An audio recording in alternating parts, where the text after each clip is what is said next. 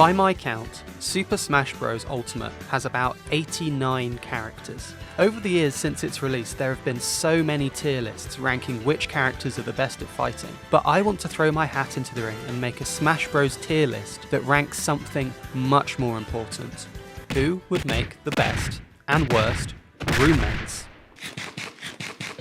I'll be going by fighter order, so starting with Mario and ending with Sora, and believe it or not, I haven't played every single game that the Smash Bros. Fighters come from. So I'm inherently going to be a bit biased and more knowledgeable in my placements with the characters I do know that bit better. Which leads me into saying that this is purely a vibes-based tier list, and a ranking of who I would like to live with. There are 89 characters to rank here, so we're definitely not going to agree on everything, and that's okay. But let me know what you think and who you'd like to live with in the comments below, but keep it respectful of course. Anyway, let's interview candidate number 1.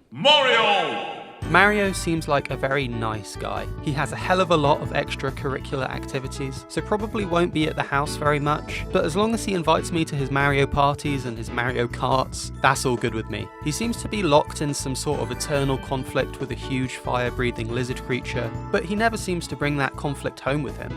So, would I live with him? Yeah, why not?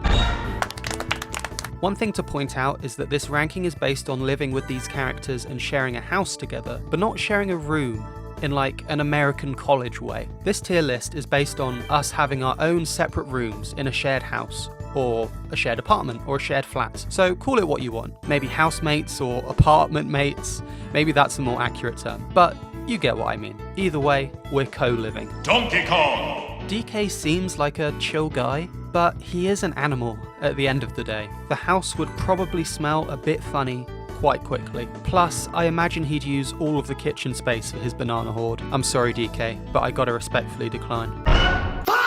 Link! Link's never been much for talking, but he seems like the kind of guy that can bro out without the need to chat. He has a lot of fans and friends in Breath of the Wild, which this particular Link is based off, so I really don't see why we wouldn't get on. Samus! Samus has always struck me as someone that can talk, unlike Link, but usually prefers not to. I imagine she'd be away on missions quite a lot, but those missions are often very isolating, so I think that when she comes home, she'd want some company, if quiet company, from her roommate. Dark Samus! This is a horrific being of pure phase-on energy that wants to corrupt every ecosystem with the invasive phase-on force until, ideally, the whole universe has been brought to its knees. Would I live with it? No way. Yoshi! Yoshi seems like a really nice animal, but an animal nonetheless. His home is very nice, and he keeps it very clean, you know, for a home that belongs to an animal. Honestly, I think I have to take it or leave it. Okay. Kirby! Kirby seems like a great guy. Us pink circular creatures have got to stick together, but I imagine that when he's hungry, he's sucking up every bit of food in the kitchen. His food, my food, the microwave as well too, probably the kitchen sink. I probably get caught up in the pool and get sucked by him too. Pause. Look, as much as it pains me to say, I just don't think living with the K-Man will work out. Fox! Fox has always just given me total chiller vibes. He has the ability to string together full sentences, which is nice, and not something every video game character can do. He'd probably take me for flights in his R-Wing, which would be cool. And he's cute. I don't mean he's cute in a furry way, and not that there's anything wrong with being a furry. I just mean that foxes are already cute. So one I could chill with would be even better. Pikachu! Pikachu really is just an animal, as far as I can tell. I've always thought that having a Pikachu would be like having a cat, but a cat that could potentially electrocute you. He wouldn't be much of a roommate, per se, and he could stop my heart if he decides to Volt Tackle me, but I like having cats. So, despite the danger, I could take or leave Pikachu. Okay. Luigi! Living with this guy would be great. He's always struck me as someone who's a really nice and sensitive guy, and definitely an introvert, but not too much of an introvert that you can't hang out with him and have a really nice time. He just needs time by himself to recharge. Like me. Plus, he canonically owns his own very cozy cottage, so I imagine I'd be a lodger at his house. He also is the owner of a very cute polterpup. So, let's move in now. Ness. Ness seems like a pretty cool kid, but he is a kid. I'd like him as like a little cousin or something, but if it was just the two of us living together, I'd have to be his guardian or his caretaker, and I just don't want to be responsible for a kid, especially someone else's kid. Sorry, Ness, I'm gonna have to decline. Captain Falcon.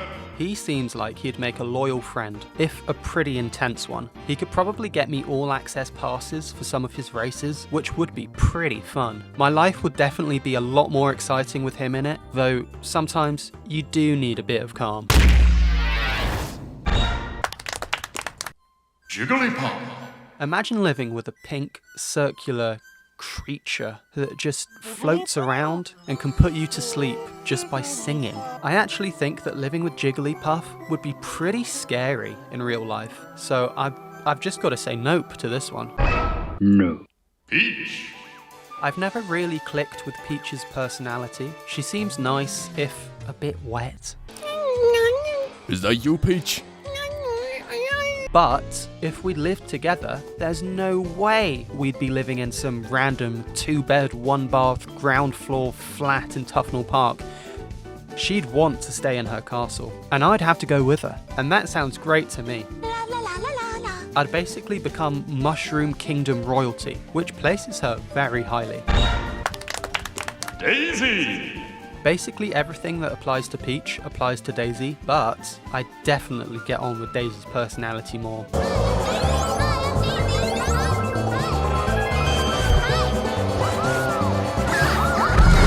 She's always seemed a lot more fun to me. Let's move to Sarasaland now. But what about you?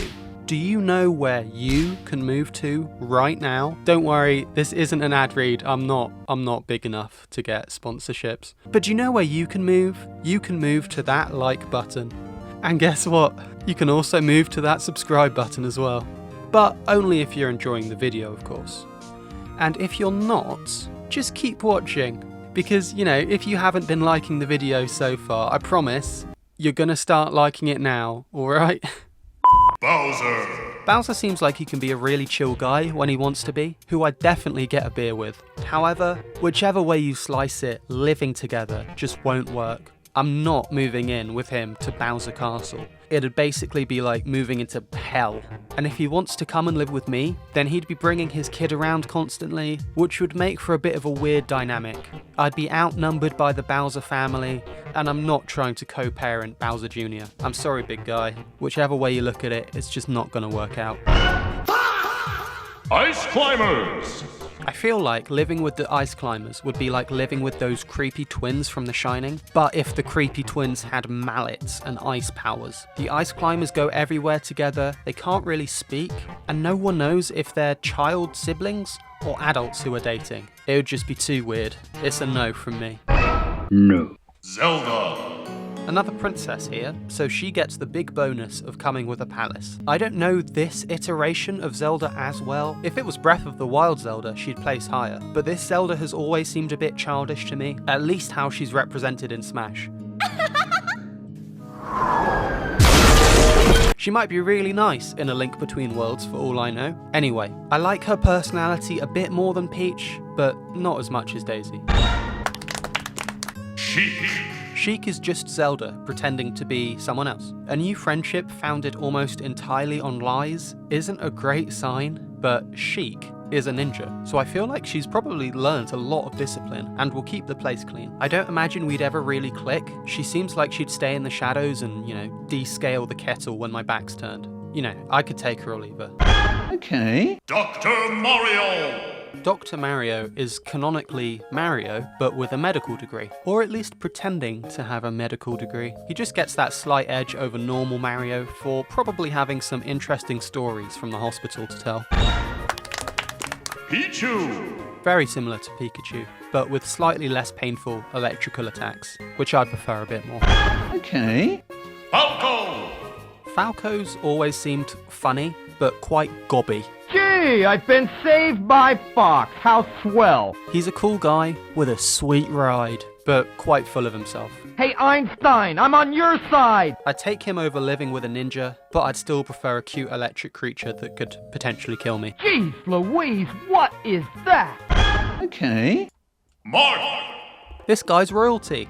I get to live in a pretty cool place with him, and I almost definitely wouldn't have to worry about something as petty as rent. Marth has always seemed quite sensible and quite earnest. There's royalty I'd rather live with if given the choice, but Marth is nothing to sneeze at.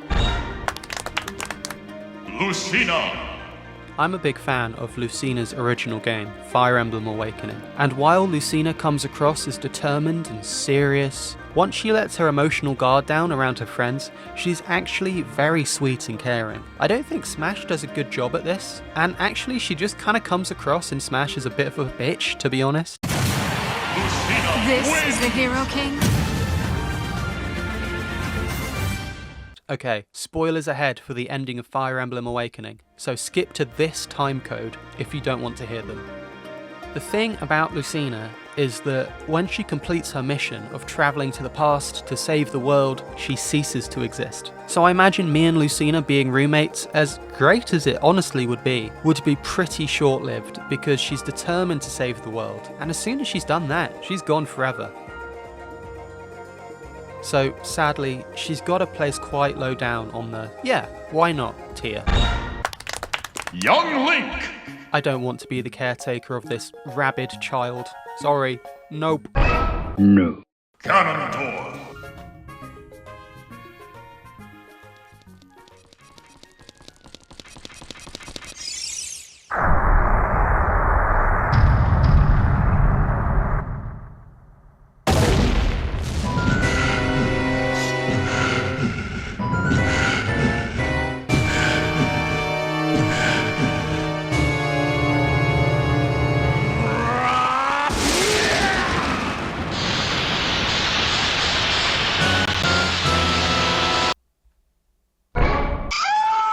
Mewtwo! Mewtwo is one of the coolest Pokemon, but he has an understandable hatred for humanity and can read and wipe minds. I don't want my mind wiped. That just seems like a nightmare waiting to happen, sadly. So he's got to go at the bottom of regrettably decline.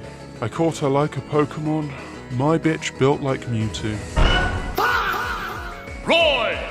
Royalty bonus very much applied here. Roy seems like a bit more of a free spirit than Marth. He's well-meaning and idealistic, and it seems like his only real drawback is that he can be a bit self-critical. As much as I like guys like Link and Mario, the castle-owning characters really do have them beat, for now. Chrom! He's a really nice guy with a knack for making friends with everyone. He's chatty, but not too chatty, like another certain Fire Emblem character beginning with C. He has a bit of a reputation for being a himbo, but there's nothing wrong with that. He would place in the top tier, but there is the downside of him having a very young child. If I move into his huge castle, I'd probably just never see him between his royal duties and his duties for caring for his daughter. And if he moves in with me to my much smaller house, I'm gonna have to put up with a screaming child constantly. Sorry, Chrom. Okay. This guy is a freak of science. Mr. Game & Watch is the only known occurrence of something from another plane of existence crossing over into our world. Never mind us being roommates, he could accidentally glitch or crash our entire three-dimensional universe within seconds. At least Dark Samus and Ganondorf's evil goals are comprehensible. Mr. Game & Watch is literally a multi-dimensional being whose existence could have Lovecraftian consequences for the fabric of reality, which trying to decipher could send the most well-adjusted soul into a spiral of insanity. The bottom line is, he's a 2D character trying to cross over into a 3D world, and that could have horrific ramifications as dimensions collide.